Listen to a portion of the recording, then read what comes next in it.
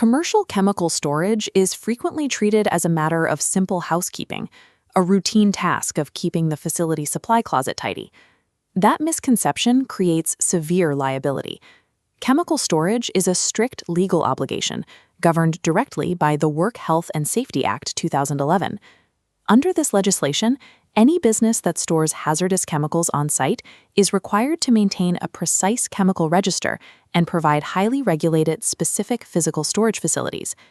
Ignoring these mandates carries immediate consequences.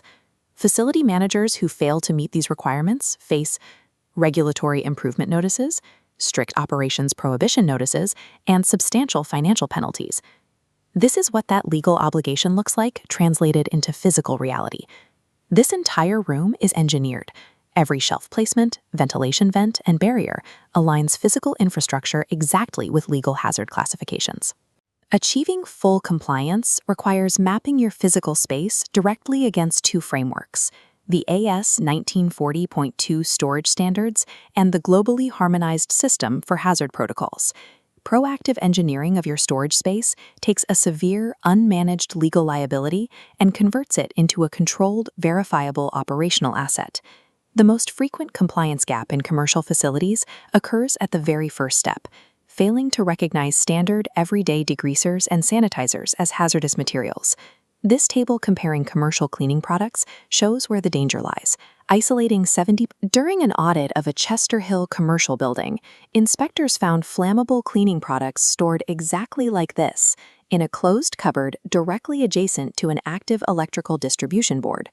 The AS 1940.2 standard exists specifically as the legal and engineering countermeasure to prevent that exact fire risk for small container flammable liquids.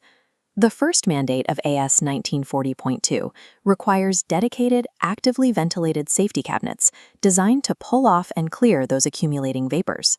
The second mandate requires the installation of secondary containment, known as bunding, engineered to capture the liquid volume if the primary structural containers leak.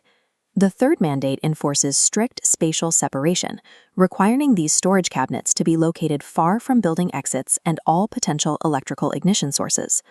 The chemical properties of everyday cleaning supplies demand industrial-grade fire prevention architecture.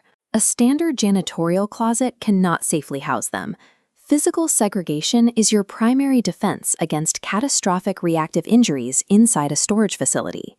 To execute this defense, facilities use the Globally Harmonized System, or GHS, hazard classes as the structural blueprint for physical isolation.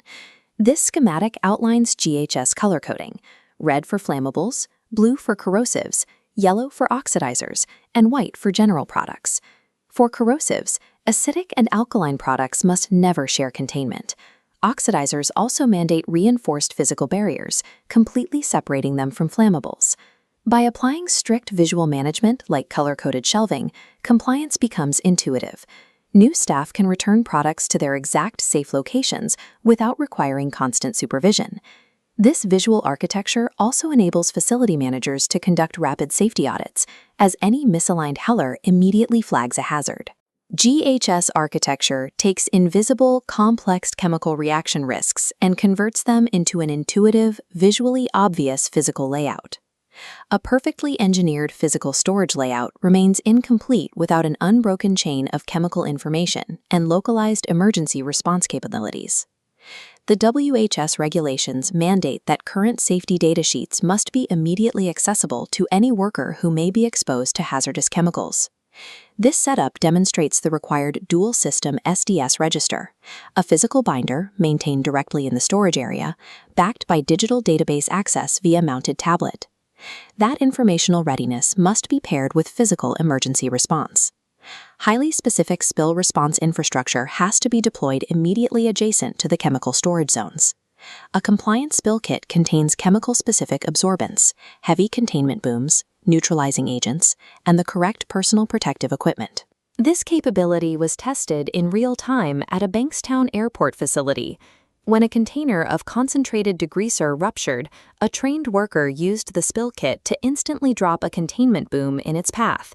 Containing that spill before the degreaser could reach the floor drain and enter the stormwater system immediately neutralized an estimated $1,710 environmental cleanup liability. When primary physical containment inevitably fails, a tight information response loop ensures that localized action contains the threat before it becomes a severe WHS violation. WHS compliance is not a static achievement. Without active, scheduled auditing, physical infrastructure and informational systems will naturally degrade over time. This timeline illustrates the continuous maintenance cycle required to hold the standard: weekly visual checks, formal quarterly audits, and a comprehensive annual review. The weekly visual check has a tight focus, verifying that chemical segregation remains intact, container labels are accurate, and the cabinet ventilation is functioning. The annual comprehensive review scales up to a full audit of the chemical register, while directly assessing staff competency to counteract training fade. Proactive chemical management protects facility staff from immediate physical harm, while ensuring that commercial operations remain uninterrupted by regulatory shutdowns. By integrating the legal mandates of the WHS laws, the physical infrastructure of AS 1940.2, and the visual logic of the GHS, a facility significantly reduces the potential for regulatory penalty and establishes a high-safety operational environment.